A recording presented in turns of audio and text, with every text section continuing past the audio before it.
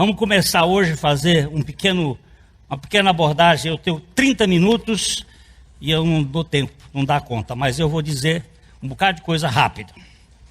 O dom divino da dadivosa dádiva. Dom, dádiva. O dom para poder ser dádiva. O dom é divino. A dadivosa dádiva é humana, mas é consequência do dom divino. Vamos ler juntos Atos 20 e 35. Tenho-vos mostrado em tudo que, trabalhando assim, é mister socorrer os necessitados e recordar as palavras do próprio Senhor Jesus. Mais bem-aventurado é dar do que receber. Pai, nós precisamos da Tua revelação, da clareza do Teu Espírito, e peço que, em nome de Jesus, Tu nos fales. Amém. Eu quero perguntar para os irmãos se vocês já acharam no Novo Testamento, nos Evangelhos, esta palavra. Mais bem-aventurada é dar do que receber. Nos Evangelhos. Os Evangelhos registram as palavras de Jesus encarnado. E Paulo disse que foi o Senhor quem disse esta palavra. Mais bem-aventurado, ele diz assim, e recordar as palavras do próprio Senhor.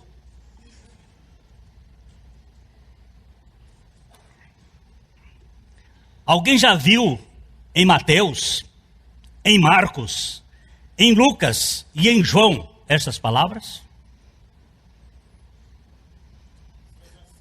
Hein? Não, eu quero saber, ele diz assim, e recordar as palavras do Senhor Jesus. Alguém já viu essas palavras? Estão com medo de dizer? Se disserem sim, eu vou dizer não. Se disserem não, eu vou dizer sim. Estão com medo de falar? Pois não. Não existe nenhum registro no Novo Testamento, nos Evangelhos, destas palavras do Senhor. Quero dizer mais alguma coisa aqui antes de falar isso. Paulo, depois da sua transformação no caminho de Damasco, ele foi para a cidade e dali ele some. Há um período de 3 anos na vida de Paulo que não está contabilizado, onde ele passou a ter um encontro muito íntimo com Jesus.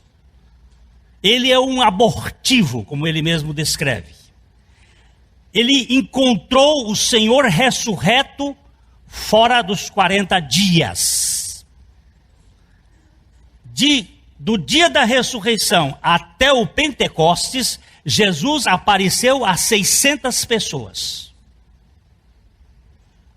E Paulo foi um abortivo que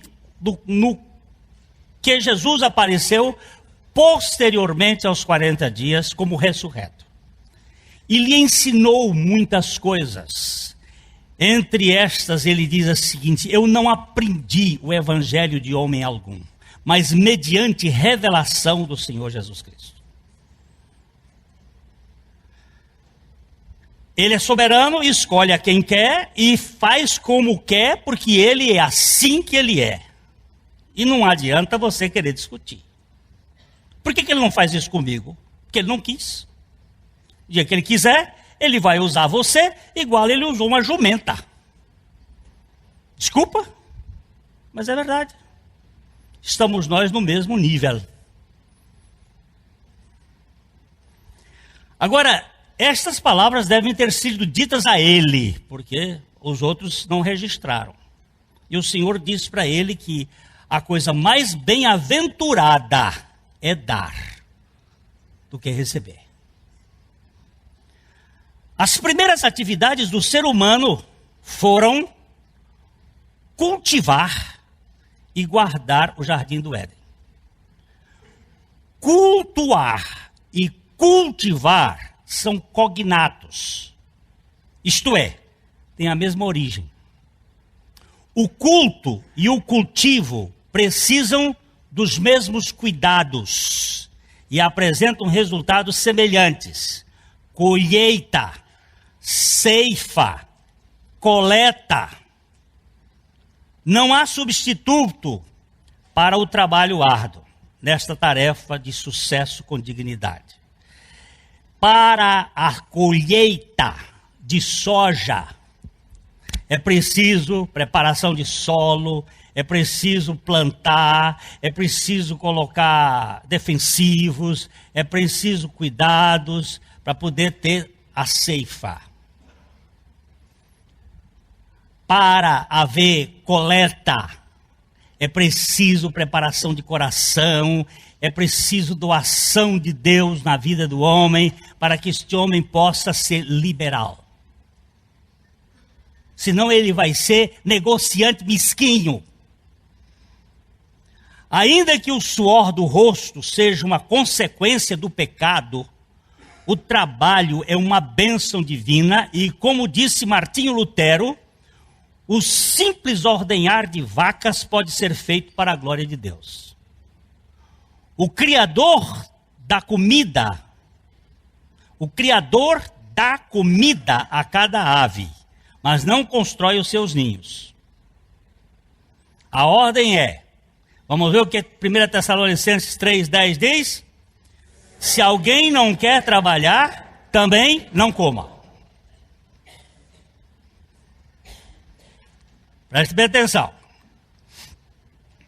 Tem gente que gosta de ficar... Eu sou dos tais que creem na aposentadoria antes do trabalho. Isso do ponto de vista da graça da salvação. Eu já começo assentado. A carta de Efésios nos diz que Deus nos assentou nos lugares celestiais. Depois nos fez andar e depois nos faz firmar. Primeiro você descansa, para depois você trabalhar, para depois você ter plena firmeza. Esta é a ordem de Deus. A criança começa deitada, depois ela senta, depois ela anda, depois ela corre. É um processo semelhante. Domingo, a semana da salvação começa no domingo, primeiro dia do descanso, segunda-feira dia de bênção. Em inglês existe uma sigla chamada TDTF. TDTF significa Thanks God, today is Friday. Obrigado Deus, hoje é sexta. Isso é coisa de malandro, que chega na sexta-feira e quer descansar. Eu mudo essa frase para TDTM. Thanks God, today is Monday. Obrigado Deus, hoje é segunda. Segunda é dia de bênção. Hoje é segunda. Temos que trabalhar. Como se trabalho fosse uma maldição. Maldição é suor. Com o suor do teu rosto ganharás o teu pão. Você vai ter que suar mesmo. Isso aí é castigo de pecado. Mas trabalho é bênção. Meu pai trabalha até agora e eu também, Jesus disse. E se você não entender que o trabalho é uma bênção, você vai ser um murmurador o resto da vida reclamando pelo trabalho que Deus lhe deu. E querendo sempre ganhar mais para usufruir menos. Para ser mais miserável. Charles Wagner foi perfeito ao dizer: seria mais fácil contar as estrelas do que enumerar os esplendores do trabalho. Quantas estrelas existem no universo? Quantas galáxias existem no universo? Deixa eu ver se vocês têm conhecimento de geografia. Quantas galáxias? Segundo os astrofísicos, nós temos cerca de 100 bilhões de galáxias. A nossa, a chamada Via Láctea, tem 100 bilhões de estrelas. Conte-as. Começa a contar hoje. Uma por uma. Então, quando Charles Wagner disse, seria mais fácil contar as estrelas do que enumerar os esplendores do trabalho. Esplendor do trabalho. Eu sempre disse, Senhor, eu preciso trabalhar para provar aos meus irmãos que diziam, quando eu era menino, esse menino não vai dar para nada. Esse menino vai ser um problema, mamãe. Então eu fiquei um workaholic. Sabe o que significa isso? Um viciado em trabalho. Mas, Senhor, eu quero me livrar desta desgraça e trabalhar com muita alegria e muito contentamento. Seja lavando os pratos com a minha esposa, seja fazendo um artigo para estudarmos na igreja, seja atendendo uma pessoa no hospital, seja fazendo o que for, ministerialmente ou cotidianamente em casa. Eu não sei fazer muitas coisas, mas quero agora aprender a cozinhar. Eu já faço uma ambrosia que só perde para a Olga, mas o resto comigo não ganha. Trabalho é algo que é importante. Alguém já disse também que o dicionário é o único lugar onde você encontrará sucesso antes do trabalho. Sucesso é com S e trabalho é com T. Portanto, A, B, C, D, E, F, G, H, I, J, K, L, M, N, O, P, Q, R, S. O Si vem antes do T.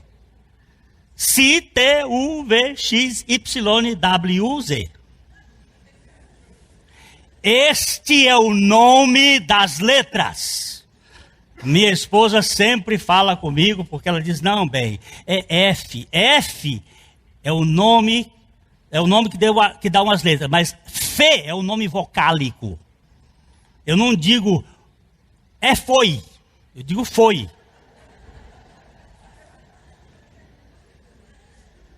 Eu não digo jato, eu digo gato. O nome é G. Não é Glênio, é Glênio.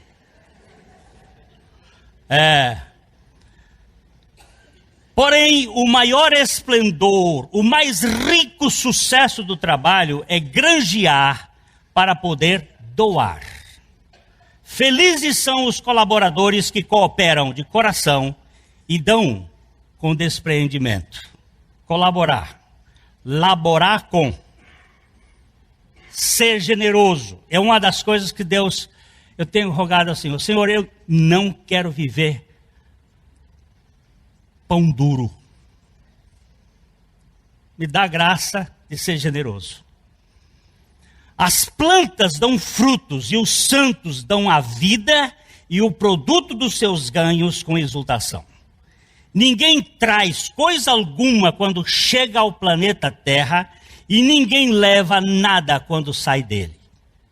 Ora, se a vida tiver outra dimensão, então um ato generoso será sua própria recompensa. Eu não preciso de galardões se houver profunda alegria na doação aqui. Preste atenção no que eu vou dizer. Os cientistas dizem que nós temos mais do que 3 dimensões. A Bíblia aponta para algo desse sentido, mas a Bíblia não fala de fenômenos, a Bíblia fala do noumenon. Qual é a diferença entre um fenômeno e o noumenon? O fenômeno é aquilo que você vê, você sente, você percebe. O número é aquilo que a coisa é. A Bíblia fala do ser. Este ser se expressa. No nosso caso, este púlpito tem altura, comprimento e largura. Estas dimensões fazem com que entre pelos meus sentidos. Mas, e se houver 4 dimensões, e 5 dimensões, e 6 dimensões? Estas dimensões são imperceptíveis por nós. Então, se houver uma outra dimensão, levantar uma questão, então eu tenho que admitir que a alegria de poder fazer as coisas já é meu galardão. Eu não estou esperando ser promovido a subtenente ou a capitã Eu já como soldado raso, estou felicíssimo com o ganho de participar deste exército da graça de Deus. Isso aí chama-se aceitação incondicional. É do filósofo Francis Bacon. Dinheiro é como esterco, só é bom se for espalhado. Um doutor em filosofia, comentando este pensamento, assegurou-me: esterco amontoado fede, espalhado fertiliza. Se você quiser ver uma cultura viçosa e fértil, adube o seu campo. Se quiser ter uma vida rica de significado, invista na redenção das pessoas. Vamos ver o que Marcos 8,36 diz? Que aproveita ao homem ganhar o mundo inteiro e perder a sua alma. E o que adianta eu ganhar a minha alma e o outro perder a dele? Como é que eu vou ficar? A Nilva disse há pouco: eu agora quero viver para Deus e ganhar almas. Eu disse: opa! Alguma coisa deve significar aqui. Porque eu sentar lá no poço de petróleo com o Gaddafi, e depois quando o povo grita 42 anos de supremacia, não queremos mais você com seus filhos, ele pagar com o dinheiro do próprio povo o sustento do povo, isso é também safadeza. Eu não vou dizer para vocês, a minha mulher já pediu até que eu não ficasse falando muito sobre esse assunto, mas Israel vai tomar conta de tudo aquilo ali, viu? Eu estou dizendo para vocês. Israel, isso tudo é projeto de Israel. E até o grande rio Eufrates, até o Nilo, do grande mar, até o Golfo do Acaba, o Golfo Pérsico, isso foi dado por Deus a Israel através de Abraão. Israel não tomou posse, mas vai tomar. Vocês não brinquem com coisa de Deus. Ou a Bíblia é a verdade, ou a Bíblia é uma mentira. E quando Deus dá, e o sujeito não toma posse, ele faz ele tomar. Ainda tem mais essa. Uhul! Pode fazer o uhul, que o negócio aí é bom. O nosso Deus é Deus de verdade. E ele está mexendo comigo no profundo. Segundo a Bíblia, o valor de uma alma é maior do que o universo. Olha, falamos há pouco de 100 bilhões de galáxias, 100 bilhões de estrelas na nossa galáxia, e o valor de uma alma é mais do que todo esse universo. Aplicar os recursos materiais na proposta que visa a salvação eterna de uma pessoa é o maior investimento que se pode fazer aqui na Terra. Talvez seja neste sentido que Jesus tenha dito em Mateus 6, 19 a 21. Não acumuleis para vós outros tesouros sobre a terra, onde a traça e a ferrugem corrói, e onde os ladrões escavam e roubam. Mas ajuntai para vós outros tesouros no céu, onde traça nem ferrugem corrói, e onde ladrões não escavam nem roubam. Porque onde está o teu coração, tesouro, aí estará também o teu coração. Tá certo ou não tá? Agora, como é que eu mando dinheiro daqui para o céu? Eu sei que às vezes para mandar dinheiro para o Piauí, eu faço um DOC. Ou um TED. Mas como é que eu vou fazer dinheiro daqui para o céu? Que ele diz assim: não acumuleis para vós o tesouro sobre a terra. Eu tenho que aprender a passar dinheiro para o céu. Como é que eu vou fazer isso? A pergunta que não pode calar é: como posso enviar um depósito do banco da terra para o banco do céu? Quem sabe seja esta a resposta de Jesus em Lucas 16, 9. E eu vos recomendo, das riquezas de origem iníqua, fazei amigos, para que quando aquelas vos faltarem, esses amigos vos recebam nos tabernáculos eternos. Me expliquem esse versículo. Vamos lá? Olha que versículo mais lindo. Eu perguntei ao meu professor de filosofia da fé cristã, que eu citei aqui, que é o Dr. Reinaldo Purim, pelo quem eu tenho tive a maior admiração e continuo tendo, e que meu querido Maurício Mantovani citou ele domingo passado, naquele livro extraordinário sobre a redenção. Eu perguntei ao pastor Antônio Abuchaim, por quem eu tive muita consideração, o que significa esse versículo. Eu perguntei ao professor Irlande Pereira de Azevedo, foi meu professor, o que significava, e eu perguntei a um bocado de pastores, e ninguém me respondia. Mas um dia, não sei, o Senhor me falou o seguinte: granjeai amigos com as riquezas de origem iníqua. Granjeai amigos. O que eu vim buscar deste mundo? O Senhor falando ao meu coração. O que eu vim buscar neste mundo? Não foi com voz audível, não. Foi por meio da palavra. O que eu vim buscar neste mundo? Pessoas, perdidos. O que eu quero fazer desses perdidos? Servos? Não, amigos. Já não vos chamamos servos, mas amigos. Porque o servo não sabe o que faz o seu senhor, mas o amigo sim. Granjeai amigos com as riquezas de origem iníqua. A origem da riqueza é iníqua. Por que iníqua? Porque se não houvesse pecado, não havia dinheiro. Todo mundo ia debaixo do pé de laranja, tirava a laranja, todo mundo ia debaixo do pé de manga e pegava a sua manga, comia o seu feijão, o seu arroz, que era de todos. Mas por causa do pecado, a origem das riquezas é iníqua. Não significa que você tenha ganho dinheiro e de maneira iníqua. Significa que a origem dele é pecaminosa. Foi por causa do pecado. Assim como a morte existe por causa do pecado. O egoísmo existe por causa do pecado. Então, das riquezas de origem iníqua, fazei, granjeai amigos. Para quê? Quando estas vos faltarem, quando é que você não vai precisar mais delas?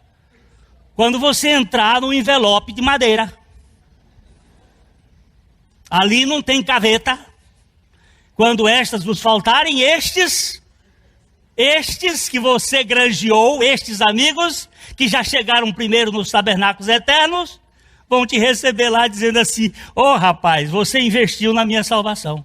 Porque como é que nós investimos na salvação de uma pessoa? De três maneiras simples: orando, pregando e contribuindo.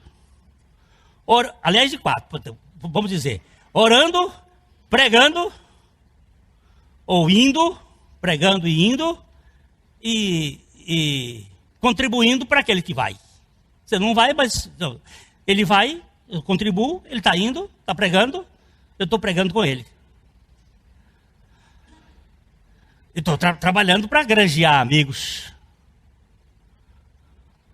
Foi tão precioso chegar, a pessoa diz assim: Glênio, Deus te usou para me levar a Cristo. Aleluia!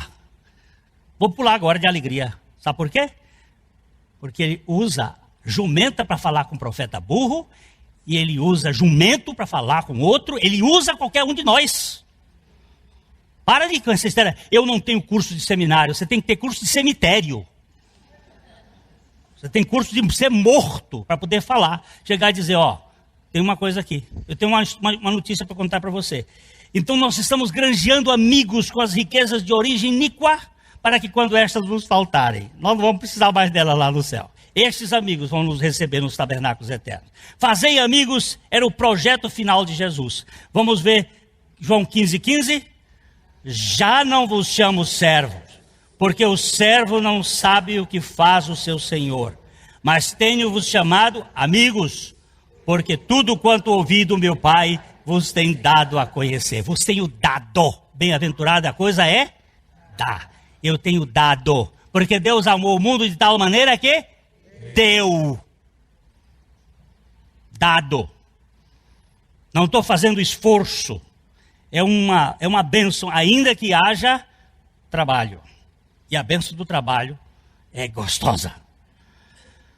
Além da evangelização dos pecadores, que é fundamental, há um empenho na aplicação das riquezas no que diz respeito ao suporte para com os irmãos mais necessitados. No reino de Deus existe uma ênfase em cuidar dos pobres de modo consistente. Deixa eu dizer um negócio aqui. Paulo fez lá, e depois você vai ler no capítulo 5 de 1 Timóteo, você vai ver uma série de coisas, como é que se ajuda a viúva. Essa semana nós lemos, minha esposa e eu, nós estávamos lendo por causa de problemas que às vezes, viúva só pode ser com mais de 60 anos de idade. Que tenha sido esposa de um só marido. Viúva que anda saltando cerca não pode ser ajudada. Que seja, esse é o Paulo escrevendo lá, esposa de um só marido. Que tenha praticado a hospitalidade, que tenha lavado os pés aos santos, que seja boa em boas obras. E as outras, os filhos que cuidem dela. Não sobrecarregue a igreja com essas viúvas que querem se casar. Aí ele diz assim, as novas que se casem logo e arranjem o marido. Mas não bote peso nas costas da igreja. Olha como Paulo era ligeiro. Vocês leiam com cuidado lá que vocês vão ver. Ajudar os necessitados que sejam realmente necessitados. Para não fazer com que aquele que não quer trabalhar também fique lá sentado na sua posição. Aquele que tem álibi de doença. O que tem álibi de doença? Pode fazer a coisa, mas eu não consigo. Não consegue, não levanta daí, senão eu boto fogo no rabo e você vai. Não fica nessa comodidade.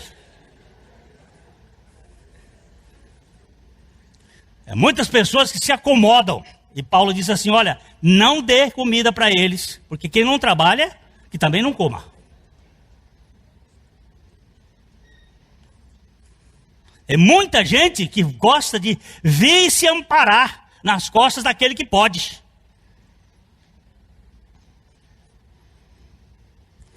O velho John Rockefeller, por favor, não entenda John Rockefeller com Davi Rockefeller. Davi Rockefeller é o pai do movimento, é um dos membros do movimento da nova era. O velho não era crente. Mas filho de crente não significa que vai ser crente. O velho John Rockefeller disse certa feita que o homem mais pobre que conheço é aquele que nada tem mais do que dinheiro. Ter riqueza e não saber nada mais... Ter riqueza e não saber distribuí-la é uma pobreza de alma sem limite. Ser rico sem afeto é ser afetado em sua ambição de ter. Vamos ver o que 1 João 3,17 nos diz. Ora, aquele que possui recursos deste mundo e vir o seu irmão padecer necessidade e fechar-lhe seu coração, como pode permanecer nele o amor de Deus? Você vê alguma coisa aqui? Mas cuidado com os exploradores. Tem muita gente que finge uma coisa que não é. Por isso a gente tem que pesquisar e ter a assistente social para ir lá. Vai lá. Examina. A igreja precisa de assistente social que possa ir lá. Vai lá, menina. E examina. Se ele tem necessidade, nós temos que investir. Se é acomodação, busca de paternalismo, nós temos que ensinar esse cara a levantar e ir trabalhar. O filme que vai passar amanhã lá no não sei se vai passar, se nós vamos ganhar, se o Brasil vai ganhar, o lixão lá de... Como é que chama aquele lugar lá? Lá do estado do Rio? Um filme que nós vamos concorrer amanhã no Oscar. Hein? É hoje, não é amanhã não, é hoje. Vai lá o cara do Oscar do lixo. O Oscar Fageste. Vai ter o lixão. O lixo. Catador de lixo tem dignidade. O cara está dizendo assim, eu me honro de ser um catador de lixo.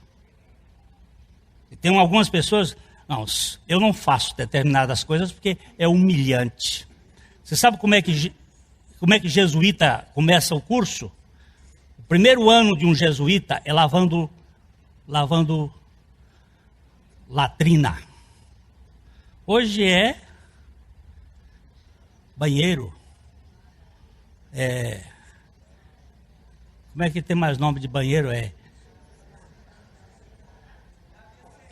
Antigamente era latrina privada. Era lavando aquilo lá. Aí depois, filosofia. Depois, teologia. Depois, lava latrina. Volta. Você começou aqui embaixo, volta para cá. Examina aqui, vem cá. Vem cá lavar a latrina de novo, para ver se você vai poder ir para trabalho. Era assim que eles faziam. Que a gente começa a subir, daqui a pouco, como é que fica tão importante do sapato alto? Eu não faço essas coisas porque não é digno do meu. Quando o presidente Abraham Lincoln, que foi cortador de lenha, estava passeando nas margens do Potomac, viu uma moça chorando com um baú desse tamanho. Ela ia pegar o trem e ela chorando. Ele disse: por que está chorando, minha filha? Porque o cocheiro vinha para pegar a mala e eu tenho que pegar o trem e eu não vou poder conseguir. E ele disse: vamos. Pegou a mala, botou no ombro. Ele era magrão, mas ele era cortador de lenha, era um homem forte. Presidente dos Estados Unidos, naquele tempo, não tinha esta coisa toda. E ele com aquela malona no ombro, vamos embora rápido, vamos para chegar rápido. E ela chegando, passa um general, o general-chefe do exército americano passou: presidente, o senhor não pode fazer isso. Ele disse: isso o quê? O senhor não pode estar carregando uma mala nas costas? Ele disse: se eu não puder servir a uma cidadã americana, eu não posso ser presidente dessa nação. Hoje, os nossos daqui, nem a maletinha dele de mão ele carrega.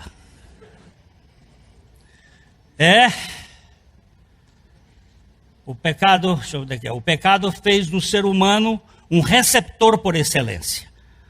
A sede principal de quase toda a humanidade é ganhar, receber, armazenar e usufruir sozinho por isso.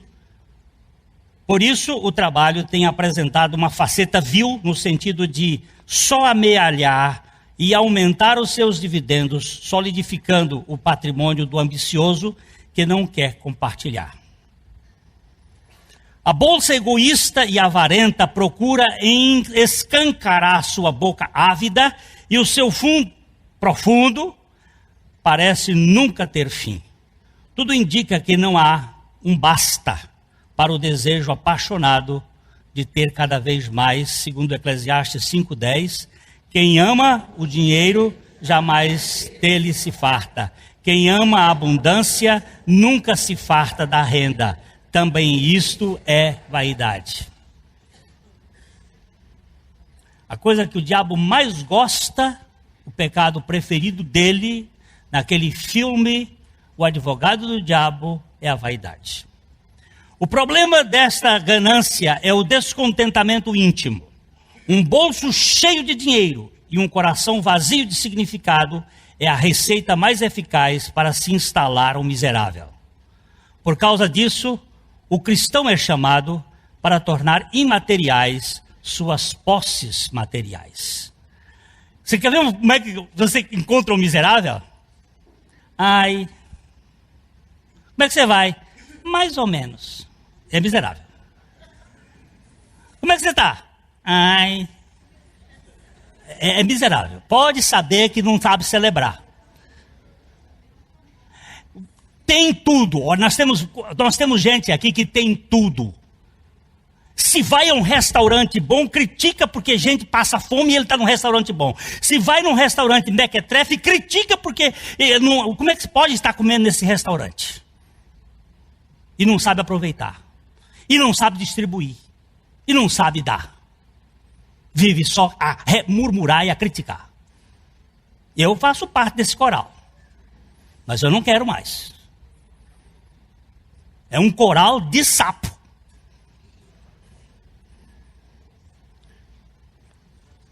Celebra, meu filho? Eu não sei por que eu não celebrar. O cara comia, chegou para o monge e disse assim: eu como uma maçã por dia. E o outro disse: já sei, você é o meu benfeitor, o meu bem-aventurado. Eu como as cascas que você joga no rio. Bendito seja você, meu irmão. Enquanto você descasca a casca da maçã, joga lá no riacho, ela desce lá para baixo, eu estou lá embaixo, eu como a casca. Estou esperando a casca. Isso deve ser lenda. Mas essas lendas explicam muitas vezes por que nós vivemos a murmurar. Temos tanto. O cara estava ali, o irmão Jonatas, né? Jonatas. Paralítico cerebral. Ninguém fez festa quando eu nasci. Mas eu quero só louvar.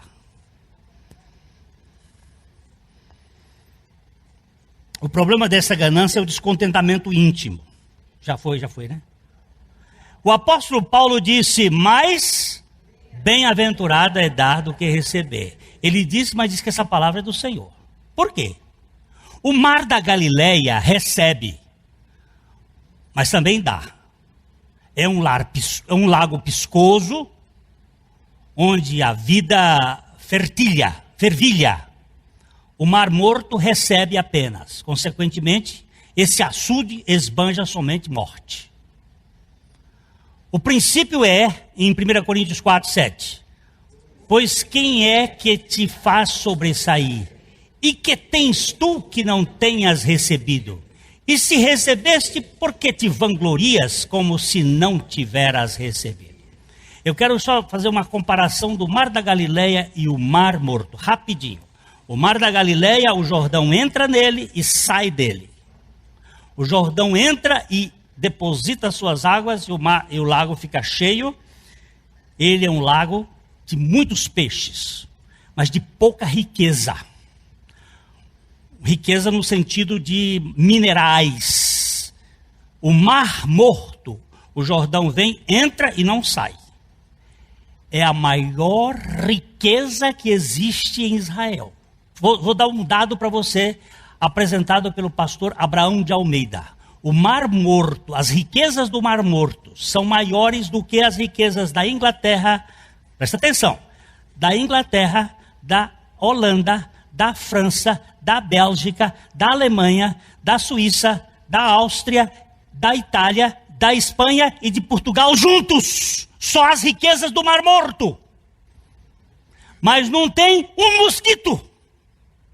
Não tem uma ameba viva. É morto, é rico, mas não tem vida.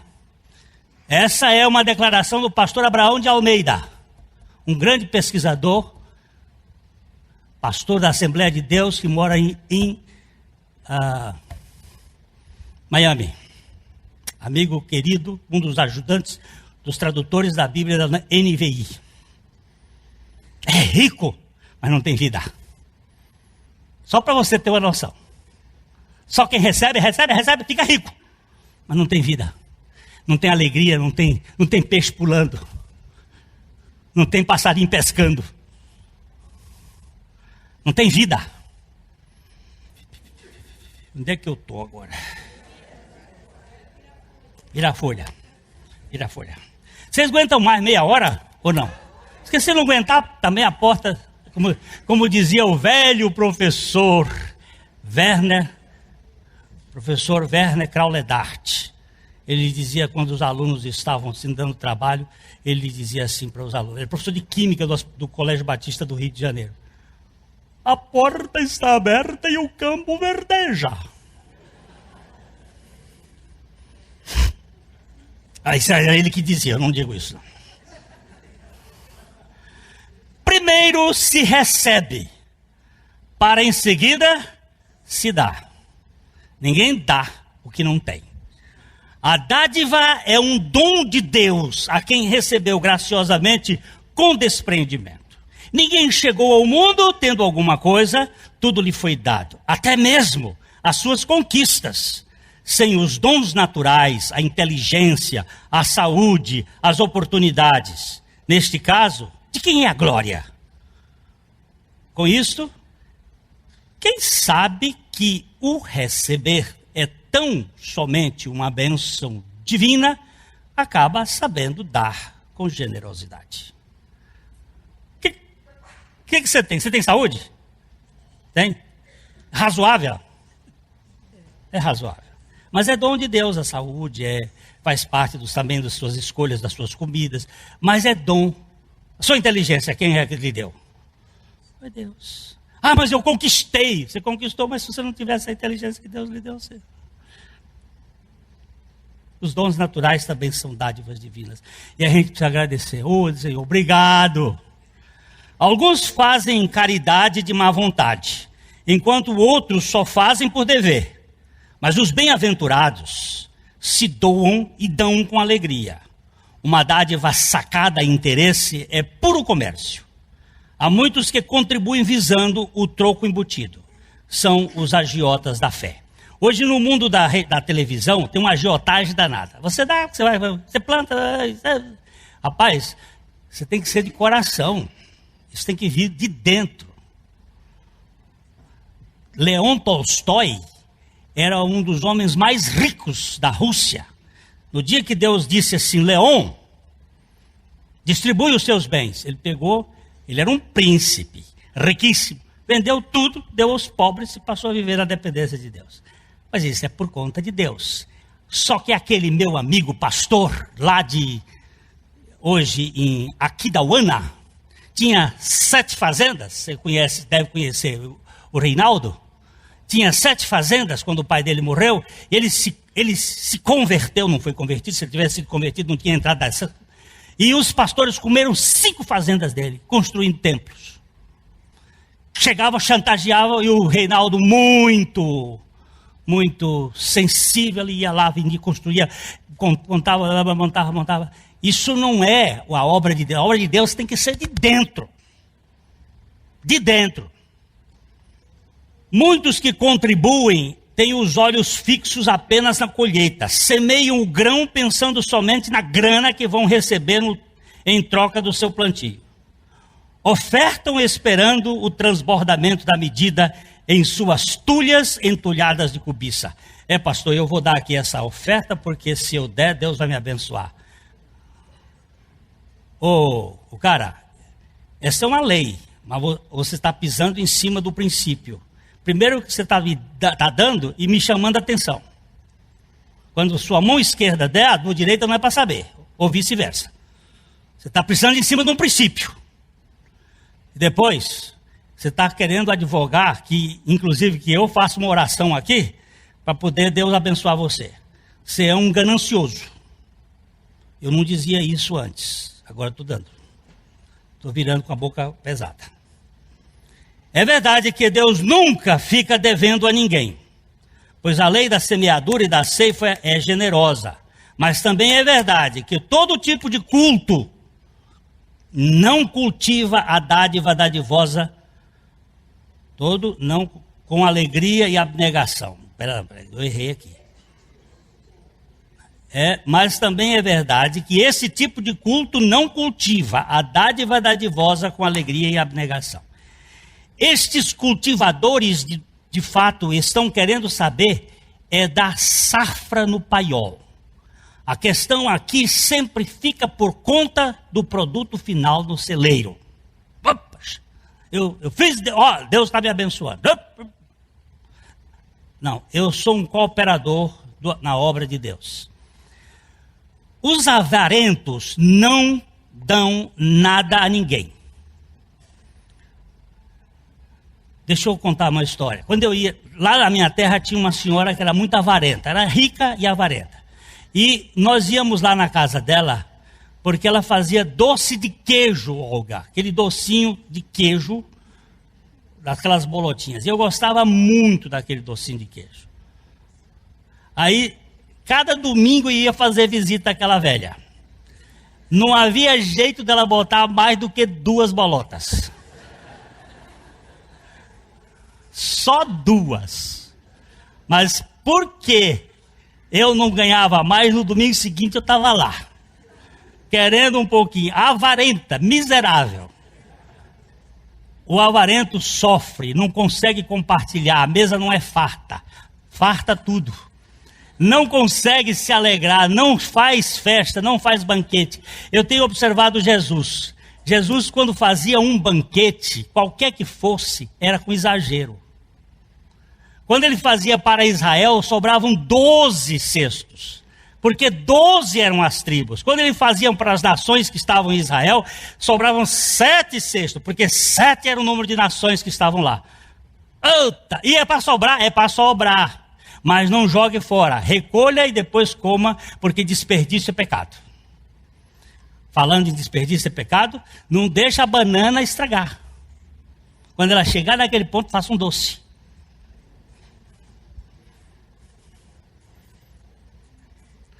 Mas doce faz mal, então leva para o vizinho o doce que ele quer. Oxente. Você quer emagrecer? Leva para ele que ele quer.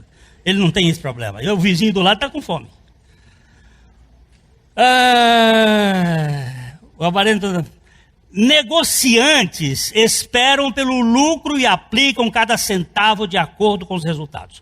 Porém, os bem-aventurados dão com júbilo, uma vez que a sua trajetória é um verdadeiro júbilo de alegria.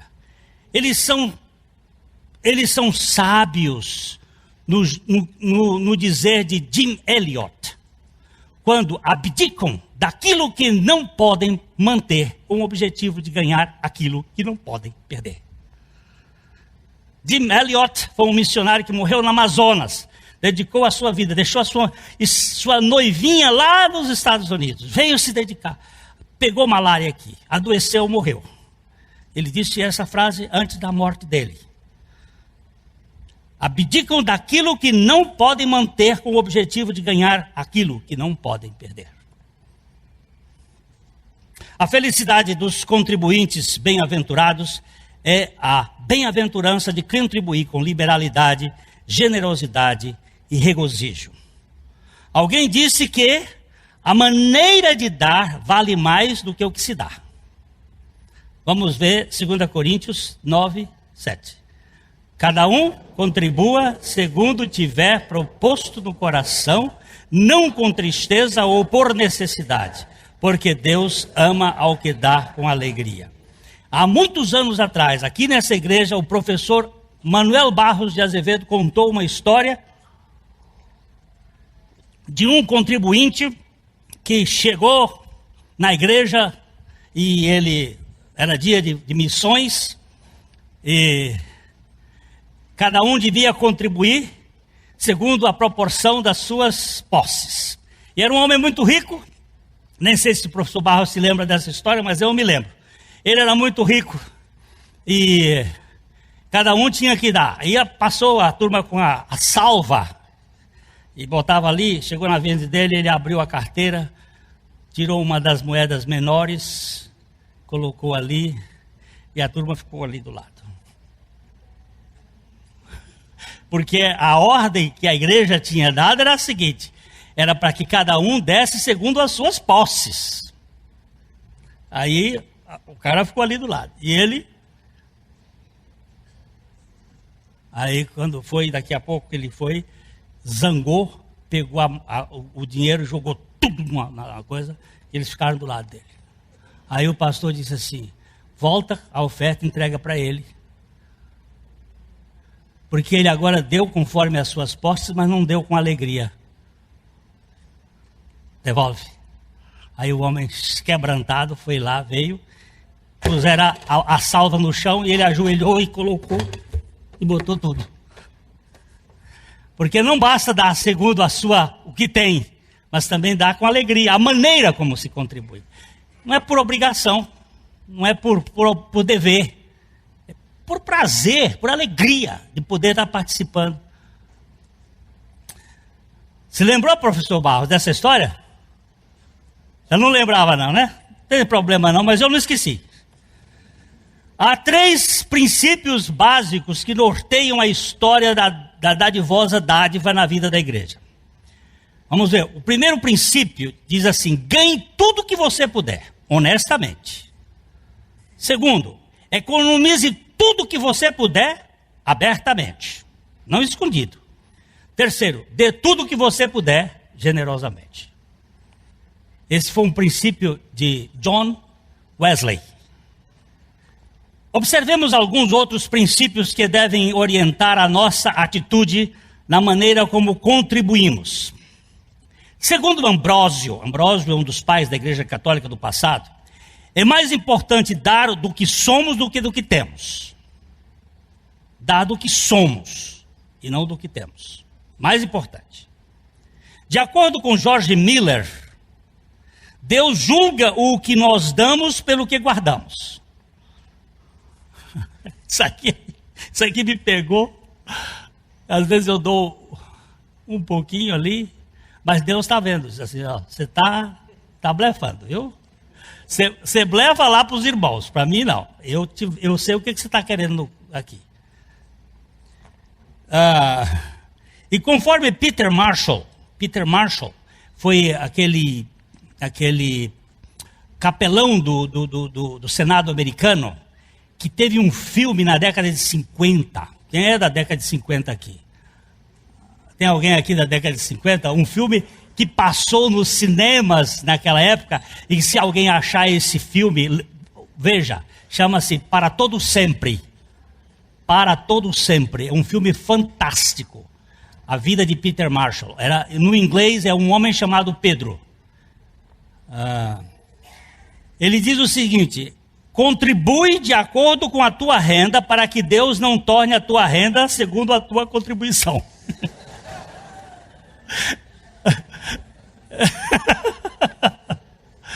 Aí eu estava em Nova York em 1980 com o irmão Miguel Bulgakov. Ele foi nos levar lá numa igreja e o pastor contou a seguinte história de contribuição. Dois irmãos resolveram fazer uma sociedade de uma empresa. E a sociedade era de 3 pessoas. O irmão A, o irmão B e Jesus. Então, cada um tinha 33%. Só que Jesus ainda recebia os 10% dos 33% de cada um. Então, 33% era de Jesus. Lá no direito americano é possível fazer isso. E eles tiravam o dízimo dos 33% deles. Só que o negócio cresceu. E cresceu. E cresceu. E a oferta, a contribuição de Jesus começava a vir muito alta. De $100 mil passou a $200 mil por mês, $300 mil por mês. E um dia os 2 irmãos vieram ao pastor e disseram: pastor, o problema é que a contribuição de Jesus está crescendo muito. E as pessoas estão olhando para nós, porque as ofertas eram, de certo modo, reconhecidas. Uma coisa que a gente precisa ter muito cuidado com esse assunto. E aí disse, e as pessoas estão achando que nós estamos ficando muito ricos, porque vem no nome deles os cheques. Nós queremos mudar o nosso contrato. Aí o pastor disse, não vamos fazer isso não. Eu vou pedir ao Senhor que diminua a renda de vocês. Que ele agora vai diminuir as entradas, que aí fica menor. Não, pastor, não, por favor. Ah, seus gananciosos, vocês querem tirar o de Jesus porque vocês estão querendo levar vantagem? Esta coisa acontece lá dentro do coração. Agora, quem sabe disso é ele, e não eu nem você. Nós não temos o direito de julgar ninguém. Alexandre Pope, que foi um outro homem de Deus, que poupou muito e aplicou demais. Alexandre Pope dizia com relação à contribuição à igreja: dar não é propriamente um modo de levantar dinheiro, é a maneira de Deus levantar homens. Não é uma maneira de levantar dinheiro, é a maneira de que Deus levanta homens. Eu conheci um pastor aqui em Maringá, que Deus começou a fazer uma obra na vida dele. Presta atenção que eu disse, Deus. Não tente entrar nessa na base da sua ganância que você vai perder. Deus começou a trabalhar na vida dele. A primeira vez ele vendeu o carro dele e deu. Deus deu um carro para ele, novo. Segunda vez ele deu o carro e a casa. Deus deu um carro e a casa nova para ele. De uma maneira assim, pá. A outra vez ele deu o carro, a casa e o sítio. Deu tudo. E Deus triplicou o que ele deu. Aí, então eu vou entrar nessa. Não vá, você vai entrar, que aí é ganância. Eu estou contando a história e dizendo o seguinte, eu já vi gente fazer isso e perder tudo. Porque não foi ordem de Deus. Tem que ser palavra de Deus. Os gananciosos já ficam assim, eu vou para essa fila. Essa fila é minha. Aí vai entrar pelo cabo.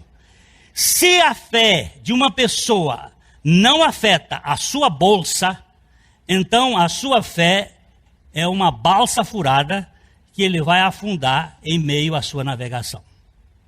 Mas, à proporção que a bolsa vai se esvaziando, o coração, concomitantemente, vai se enchendo de contentamento por ser parceiro no investimento que promove a redenção dos pecadores, que Deus ama apaixonadamente. Há um adágio em irlandês que diz, 3 coisas, vocês estão andando comigo, né? Eu preciso andar também hoje, que eu estou meio, assim, agitado. 3 coisas não podem ser ensinadas: generosidade, poesia e uma voz sonora. 3 coisas que não podem ser ensinadas: generosidade, poesia, quem nasceu poeta é poeta, e quem tem uma voz sonora, tem uma voz sonora. Eu tenho uma tristeza por ter essa voz de taquara rachada, mas é a única que eu tenho e é com essa que nós vamos andar.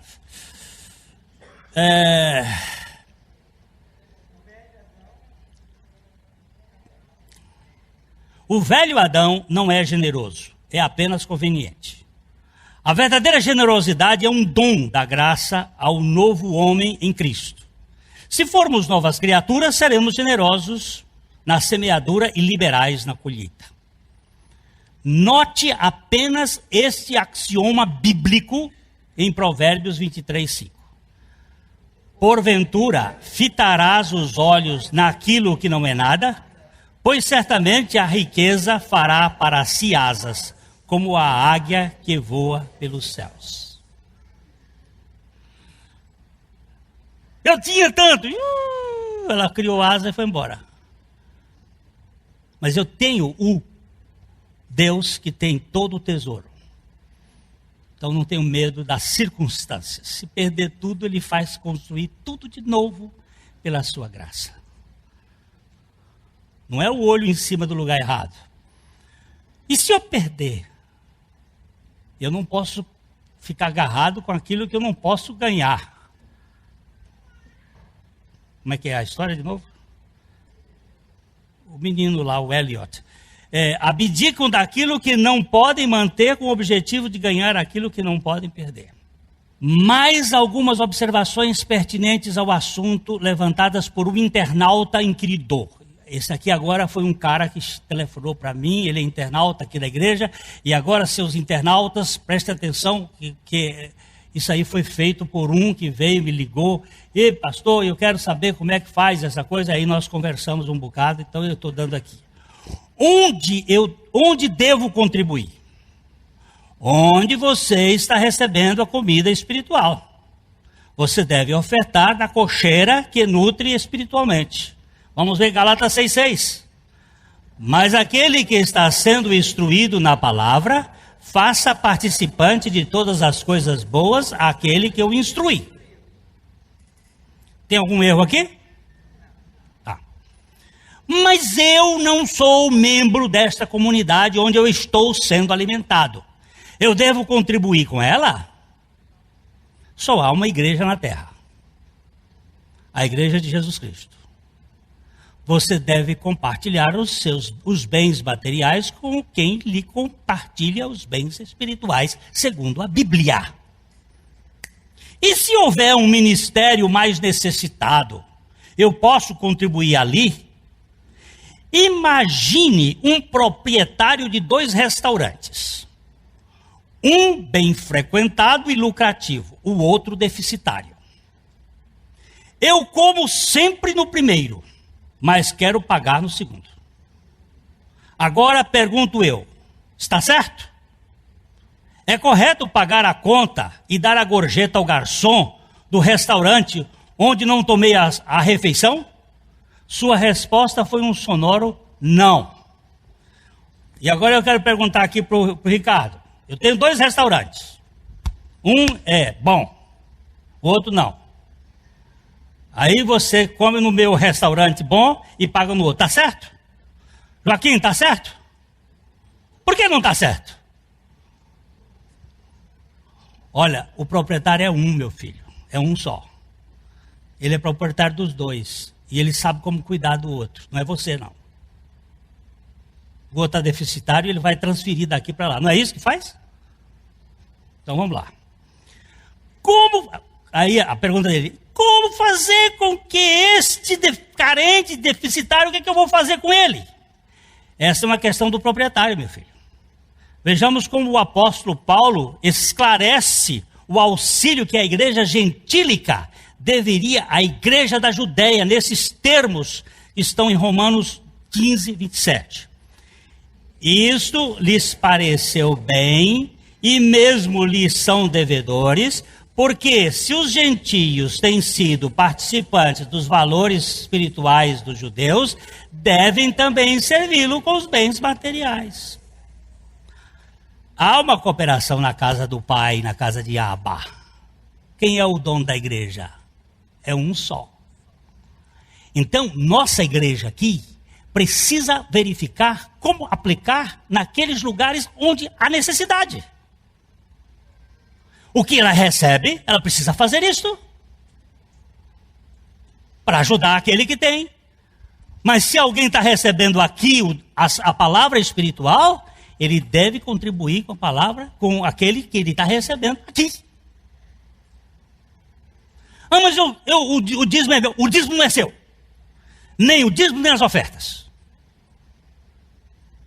Não é seu. Aliás, eu digo lhe dizer, nem a vida é sua, nem os bens são seus, vocês são apenas mordomos, bolseiros e nada mais, nós não somos nada mais do que isso aqui na terra. Quando Deus pegou a terra por isso que eu estou falando da terra de Israel lá, Canaã, ele disse assim, vocês não serão possuidores da terra, mas sim posseiros. Quando um israelita pegava a sua terra e estava endividado, vamos dizer que no ano 25, depois do antigo jubileu, no ano 25, faltava mais 25 anos para frente, um jubileu de 50 anos, ele estava endividado e chegava lá para o Anderson, eu um judeu, chegava para o Anderson, e o Anderson era da tribo de Benjamim e eu sou da tribo de Efraim. Eu chegava para ele e dizia assim, Anderson, minha terra, eu estou com uma dívida e eu quero vender para você a terra.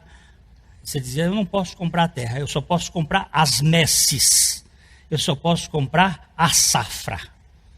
A terra é sua porque no ano 50 ela vai ser devolvida a você de novo. Aí ele disse assim, vamos contar quantos anos faltam. Aí você contava quantas messes do ano 25 até o ano 50. Aí você tirava o ano 50, ficava 24. Você tirava o ano 49, ficava 23. Aí você tirava o outro ano de descanso, sobrava 21. 21 messes. Aí você pagava 21 messes. E no ano 50, a terra voltava para mim, porque ninguém era dono da terra. Era simplesmente posseiros. Nada aqui é nosso. Tudo é do Senhor.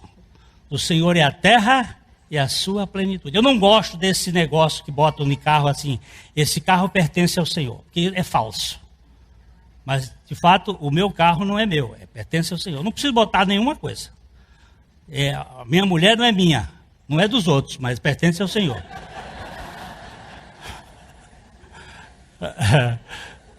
Os filhos não são seus, são heranças do Senhor. Tudo você tem que prestar atenção que essa é a ordem de Deus. Então ele vai fazer. Agora, concluindo, anotemos este último item. O dom divino da generosidade é a manifestação da graça de Abba. Abba é o Pai, provendo as dádivas em seus filhos, para que sejam participantes no suprimento da sua própria casa. Aquele que dá com alegria, com alegre despreendimento, é alguém liberto, que dá sem ostentação e fora dos holofotes. Concorda? Bendito seja o Senhor. E esse irmão que deve estar ouvindo pela internet, ele me pediu: Glênio, dá uma orientação sobre como eu fazer com a contribuição. Eu disse: olha, se você come no coxo da primeira igreja, ainda que você esteja lá nos Estados Unidos, deixa que aqui, se nós não aplicarmos corretamente esse negócio, o Senhor vai cobrar de nós.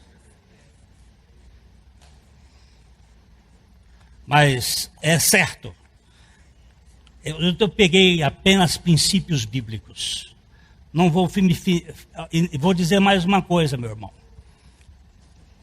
Se você me perguntar assim, você é a favor do dízimo? Eu digo não.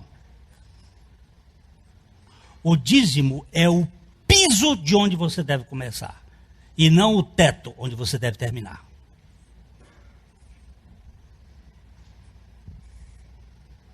Deus não anda de gorjeta. Ele não é garçom. Agora, experimente viver com Ele para ver o que acontece.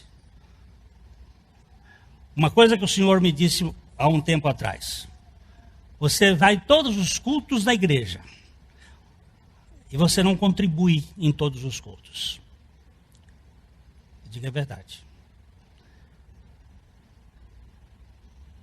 Então levante-se em todos os cultos. Não estou dizendo que aqui é exemplo. Estou dizendo que ele falou comigo. E ainda tem mais essa: a maior nota que tiver na sua carteira, arranque. Se for R$2 é aquele. Se for R$100 é aquele. Deixa o resto comigo. Mas não deixe de contribuir, porque isso faz parte do cultivo, da cultura da adoração. Culto e cultivo têm a mesma etiologia, têm a mesma origem. Nós não vivemos de dinheiro, nós vivemos de Deus. Deus é nosso patrimônio. E Ele quer nos ensinar a depender dEle. Que o Senhor nos dê graça para vivermos com menos preocupação e com mais contentamento. Agora, se o Senhor não te falou, não tente fazer nada por conta própria. Mas se o Senhor te falou, fale com Ele, ande com Ele de acordo com o que Ele falar. Não segundo A, B, C ou D. E não ande por ganância. Ande com liberalidade, com alegria. Eu às vezes tenho visto pessoas sofrendo por causa esses exploradores, mas também estão sofrendo porque nós, e eu digo aqui, Glênio Fonseca Paranaguá, tem errado em não falar desse assunto nesta igreja. Porque algumas pessoas estão padecendo de algumas dificuldades porque não aprenderam a andar segundo o Senhor tem estabelecido nesta área. E essa é uma área importantíssima para nos não levantar dinheiro, levantar homens. Não nos fazer ricos disso, daquilo, mas nos fazer liberais, libertos e pessoas capazes de ter uma vida com mais qualidade espiritual e física. Não vai faltar. A chuva de Deus é seródia. Ele diz que o sexto ano ele faria dá por 3 anos. E hoje à noite nós vamos continuar aquela mensagem pesada que está sendo. Eu tentei colocar com o Isaac. Isaac trabalhou, eu acho que ele nem está aí. Isaac trabalhou que só sovaco de aleijado essa semana. Mas foi um tremendo trabalho para voltar aquilo. Não vamos tentar ver. A minha esposa disse, bem, foi muito dado domingo à noite. E a gente vai repetir, tentar mostrar os 5 sábados, os descansos, a prosperidade de Deus, os gafanhotos que comem, que tiram. E tentar mostrar que Deus nos quer como um povo com abundância. Descanso. Um povo livre, um povo alegre. Deixa eu dizer mais um negocinho aqui para vocês, não tem problema não. Eu estou impressionado com a cara dos membros dessa igreja. Eu estou impressionado. Os cultos, você devia ter um negócio daqui para cá, para mostrar como é que fica assim, está tudo assim, um peso, é uma arranca, um peso, com medo, um negócio. Meu povo, nós fomos chamados para a liberdade. Foi a primeira coisa que o povo de Israel fez quando passou para cá. Foi uma festona, uma dança. Miriam apanhou os tamborins, começou a dançar e a cantar e a alegria. Eu fico olhando assim, eu digo, meu Deus, será que eu não estou pregando? Tem alguma coisa que está errada. Tem peso nas costas desse povo. Um irmão que diz assim, pastor Glênio, o senhor sabe, eu não bato palmas, porque não é da minha tradição. Manda sua tradição para o inferno, meu filho. É para lá que ela precisa ir. Sabe por quê? Aplaudir ao Senhor, todos os povos, celebrar a Deus com vozes de júbilo. Por favor. Que tradição. Isso é traição. Mas eu sou travado. Destrava. Chega diante do altar do Senhor, me destrava, que eu também sou. Quando a primeira vez que eu vi um irmão dançar por lá, eu disse assim, eu gostaria de fazer isso.